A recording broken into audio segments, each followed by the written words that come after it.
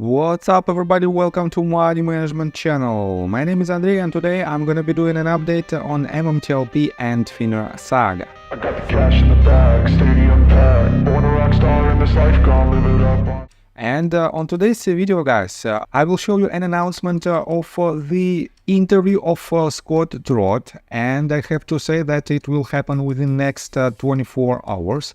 On top of that, I will show you a cautious news from the Congress side, and I have to admit that this news came from the person who was quiet for quite a while. On top of that, I will show you due diligence from RareDD, and I have to say that his investigation is really amazing, because he uses the information that you can find all across the internet, and he uses just a common sense in order to show how wrong the authorities are. So, and before we dive deep into all of this, guys, please hit the like button for YouTube algorithm and drop me a line in the comment section for whatever reasons you want. And let's start with this announcement. Scott Trott reposted this tweet that was written by Meta News 16 hours ago. And by the way, guys, just yesterday I showed you that, let me show you right here, MMAT news basically doesn't exist anymore, and I didn't know what is the reason of these actions. But take a look right here. Meta News became X Market News. So they made a switch to a broader audience, and 17 hours ago they wrote this. Let me show you in details. Join Red America First to hear from Scott Trott talking about the MMTLP stock trading scandal, its effect on investors, how we are trying to fix the system and recover. And let me show you what did Scott Trott write. There goes the neighborhood. I promise I have been working on using less full language on a daily basis to prepare. I will do my bit to be a brand ambassador for the cause of fairer markets and the resolution for all hands in MMTLP. So guys, I have to say that this announcement is quite interesting, and you can join this live stream on September 19th of this year on 9 p.m. Eastern Standard Time. And definitely, right after this live stream, you will be able to make your own conclusion about the Scott Trott actions. And I have to say that unfortunately, I will not attend to this live stream because it will be a late night in Europe. But probably tomorrow I will do an update in regards to this news. On top of that, guys, take a look right here.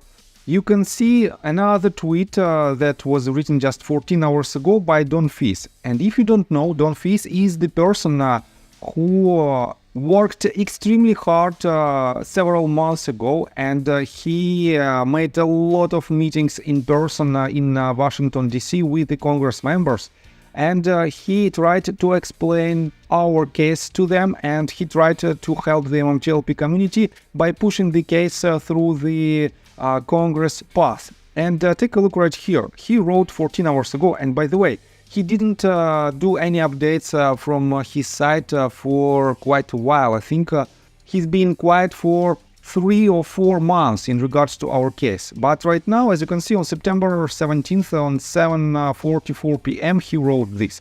Just finished a very positive Zoom call with 2 congressional offices.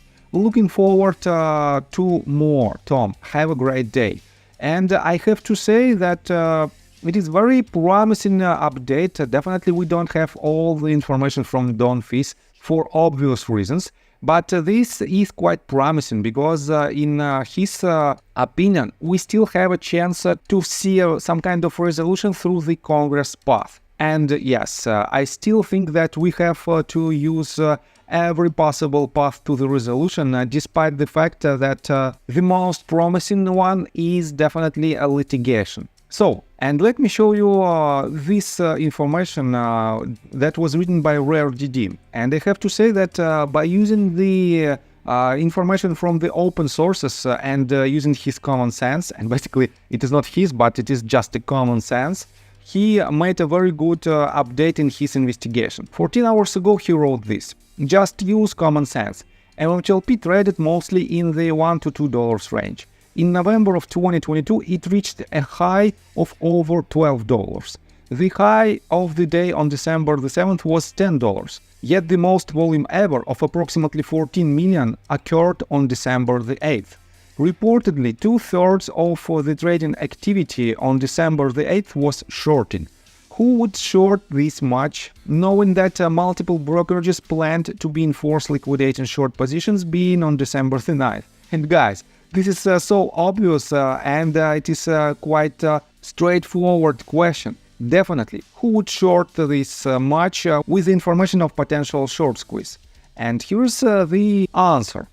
Probably someone with insider information, someone that knew FINRA planned to use three-halt trading before any forced liquidations could occur. But let's be fair, let's say the price drop and the volume increase on December the 8th was from investors selling. MMTLP opened at about $6.15 and had a high of 7.10 on December the 8th. If FINRA believes most investors expected a squeeze, how much sense does it make that the increase in volume was from investors abandoning the idea of a squeeze and selling for $7 or less when they could have sold for over $12 less than a month prior? Add to that knowing that they were entitled to receive next breach if a squeeze didn't occur on December the 9th or December the 12th, or if their desired price to sell wasn't reached. Why would anyone sell on December the 8th unless they knew FINRA was going to use three-halt trading on December the 9th? According to FINRA, they didn't know they were going to use three-halt MMTLP before the December the 9th trading day. Were the investors that believed there'd be squeeze really wrong? What would have happened if FINRA didn't halt trading? FINRA is saying investors were wrong about a squeeze, but FINRA's intervention prevented these investors from seeing if they were correct. And if you say you got next breach, why you are complaining? Are you familiar with the TradeStation situation?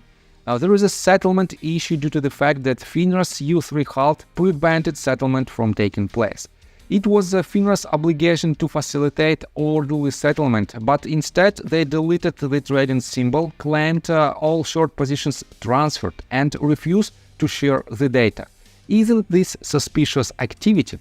And guys, definitely it is extremely suspicious. On top of that, he published this screenshot of the volume, of the trading volume on the right column right here, and the price during these dates in December of 2022, late November and early December of 2022. On top of that, guys, take a look on RareDD's next tweet. 11 hours ago he added, the trading data for MMTLP, specifically December the 8th, would reveal which market participants were involved with shorting on December the 8th. Given that the expectations by many brokerages was that short positions would be forced liquidated, depending on how much these market participants shorted MMTLP on December the 8th, might raise questions regarding why they felt so comfortable taking on so much risk. This could be a reason why FINRA won't let anyone see the data. Once these market participants are questioned, they would likely reveal the reason they felt comfortable with the way they traded on December the 8th. FINRA isn't just protecting their member firms, they are protecting themselves. And yes, guys, I told you multiple times that FINRA is covering themselves, and SEC is doing exactly the same. On top of that, the third tweet from RareDD that he published just 11 hours ago is following. It's strange that FINRA blames the idea of MMTLP short squeeze on social media. Why don't they ever comment on what the brokerages told their clients? Based on these messages, MMTLP investors should at the very least expected to have the opportunity to sell some or all of their position in MMTLP on December the 9th or December the 12th, 2022. This was not based on how investors interpreted the corporate actions. This was the messaging from the brokerages. And guys, we have a lot of proofs that a lot of broker-dealers told the MMTLP investors that the last trading day is December the 12th, not December the 8th. And I have to say that all of these screenshots RareDD published in his tweet as well.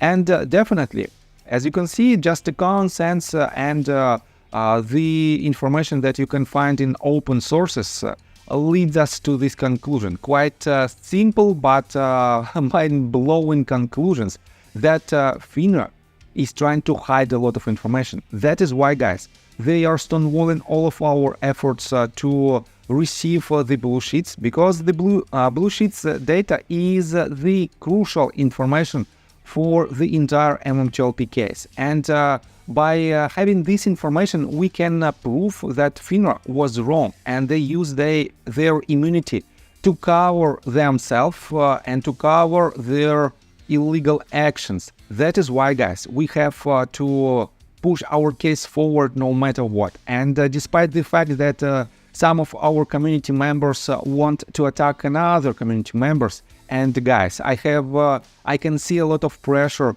from the comment section of my videos. Basically, on a daily basis, I can see the comments that I am not an MMTLP shareholder. That is why I cannot shed the light on this information. But guys, believe me, I can. And I will do my best in order to help you. Probably, yes, I will switch these videos to another channel, and I will leave my channel for the technical analysis and some trading strategies, because to be honest, MMTLP saga ruined my channel and ruined the growth of my channel. But I'm totally okay with this.